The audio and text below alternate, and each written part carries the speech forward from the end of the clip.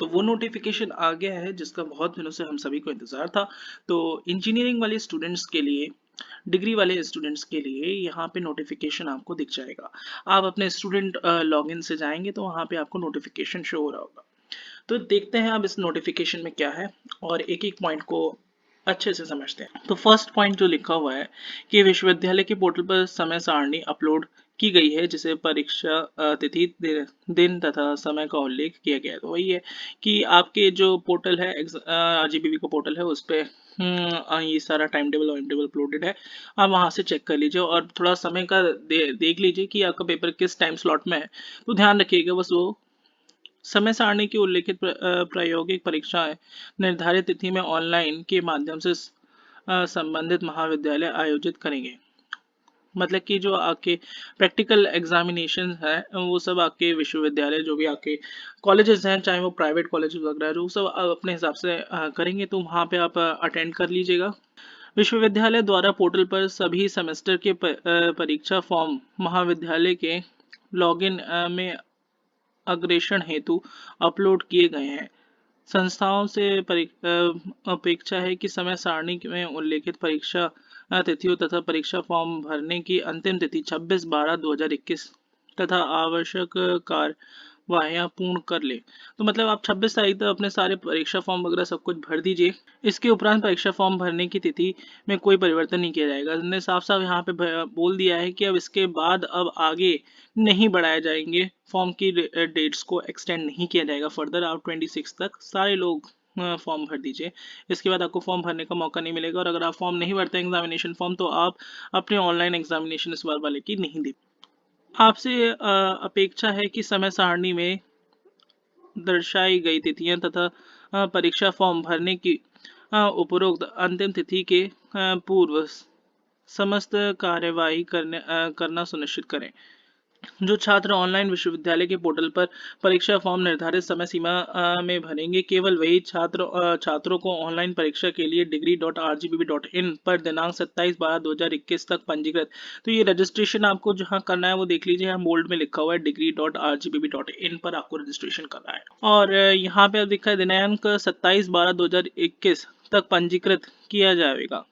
पंजीकृत छात्रों को दिनांक 27/12/2021 से 29/12/2021 तक आयोजित एक मॉक टेस्ट में सम्मिलित होने का अवसर प्रदान किया जाएगा। जो लोग रजिस्ट्रेशन कर लेंगे केवल वही लोग इस मॉक टेस्ट में बैठ पाएंगे और जिनका रजिस्ट्रेशन नहीं होगा वो मॉक टेस्ट में नहीं बैठ पाएंगे। तो यहाँ देखिए ये आपका दे रखा है कि किस सेमेस्टर का एग्जाम है। आप जाके डिटेल में टाइम टेबल देख सकते हैं आरजीबीवी की साइट पे।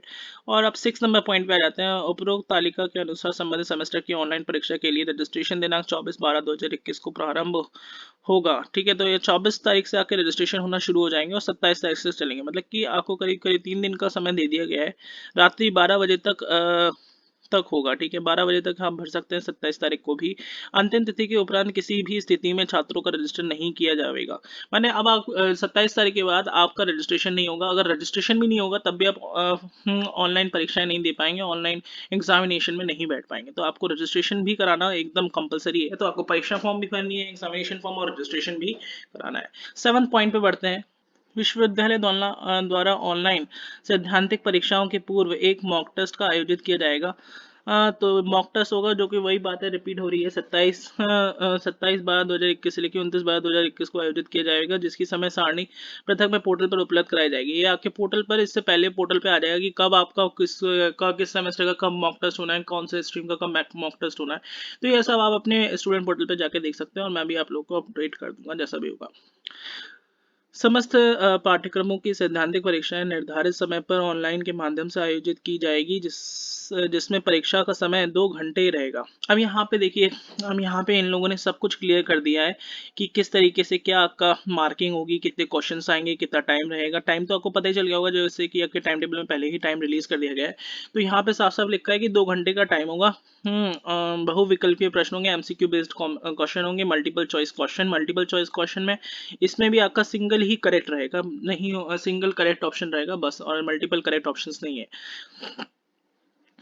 परीक्षा में कुल 60 वस्तुनिष्ठ माने ऑब्जेक्टिव प्रश्नों का समावेश रहेगा, जिसमें कम से कम 30% न्यूमेरिकल प्रश्न सम्मिलित होंगे। तो यहाँ पे भी इन लोगों ने और क्लियर कर दिया, जैसे पिछली बार 30% तक आपके न्यूमेरिकल क्वेश्चंस थे, वही न्यूमेरिकल क्वेश्चंस अभी भी इस बार भी रहेंगे। और 60 क्वेश्चन आ रहे हैं और आपको समय कितना 2 घंटे का दिया है, तो करीब करीब 2 मिनट एक क्वेश्चन के लिए आपको मिलेगा। 2 मिनट एक क्वेश्चन में आपको सॉल्व करना है और इसमें से 30% जो है न्यूमेरिकल रहेगा। अब इन केस जो सब्जेक्ट न्यूमेरिकल वाले नहीं हैं तो उन वाले सब्जेक्ट्स में आपके न्यूमेरिकल नहीं होंगे। इतना बात आप ध्यान रखिए, इसमें कुछ कंफ्यूजन की बात नहीं है कि जिसमें न्यूमेरिकल नहीं है उसमें ऑफ कोर्स आपके न्यूमेरिकल नहीं आने वाले हैं। नेक्स्ट 9th पॉइंट पे बढ़ते हैं।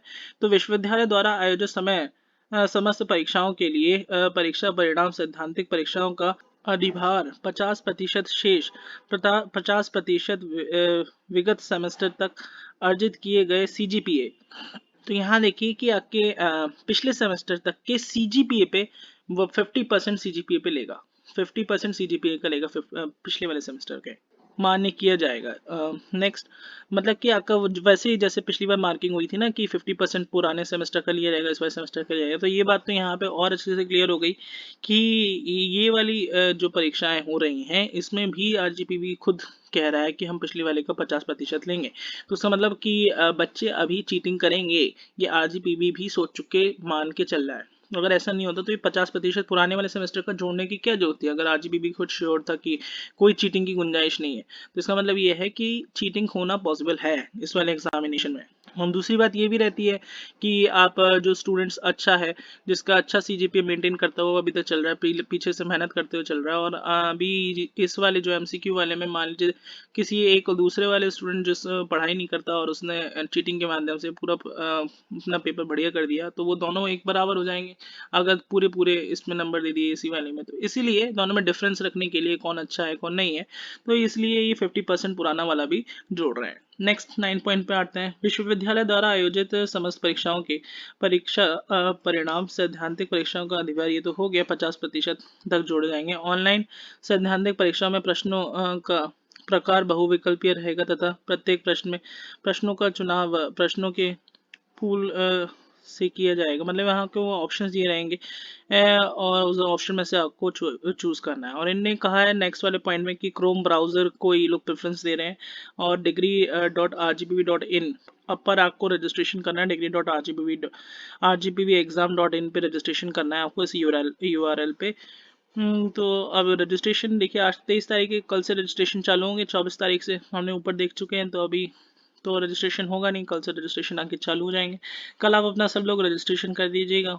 ऑनलाइन परीक्षा के दौरान समय छात्र समस्त परीक्षाओं में अपने निज निवास मतलब आप अपने घर से ही दे सकते हैं, घर से ही आप सभी दे सकते हैं, और आप अपना लैपटॉप या फिर लैपटॉप से देंगे तो उसमें इंटरनेट कनेक्टिविटी वगैरह सब कुछ अच्छी होनी चाहिए और लैपटॉप में कोई आपको ज़्यादा प्रॉब्लम भी नहीं आएगी। अगर आप मोबाइल से दे रहे हैं तो उस मोबाइल को कॉल ऑफ करके रखिएगा, जैसे पिछली बार हुआ था कि कॉल आते ही वो दोबारा से रिफ्रेश हो जा रहा था, पेज पूरा दोबारा से हमें करना पड़ रहा था, खोलना पड़ रहा था उसे। तो ये सारी प्रॉब्लम काफ़ी सारी आती हैं जब हम फ़ोन से देते हैं, तो मेरे ख्याल से आप सभी को लैपटॉप यूज़ करना चाहिए। अगर जिसके पास लैपटॉप की अवेलेबिलिटी नहीं है तो वो फ़ोन से दे, कोई दिक्कत नहीं है। परीक्षाओं में सम्मिलित होने वाले छात्र छात्राओं का सुनिश्चित करें कि उन्हें परीक्षा अवधि में नेटवर्क इत्यादि की कोई प्रॉब्लम नहीं आएगी, बस यही उसमें लिखा हुआ है। और लास्ट में 14 पॉइंट देख लेते हैं। आपसे अपेक्षा है कि पोर्टल पर छात्रों के आंतरिक विषयों मिड सेम थ्योरी सेशनल और थ्योरी क्विज ये सब कुछ आके अपलोड कर दिए जाए, प्रैक्टिकल के मार्क्स वगैरह ये सब कुछ अपलोड कर दिए जाए, तो ऐसा ये अपलोड कर दिए जाएंगे तो वो सब आपका जुड़ जाएगा, लास्ट में एंड में जुड़ के ही आपका रिजल्ट बनेगा। तो बस यही आज का कुछ अपडेट था। मैं लिंक डाल दूंगा नोटिफिकेशन की, आप इसे पूरा पढ़ सकते हैं। तो थैंक यू।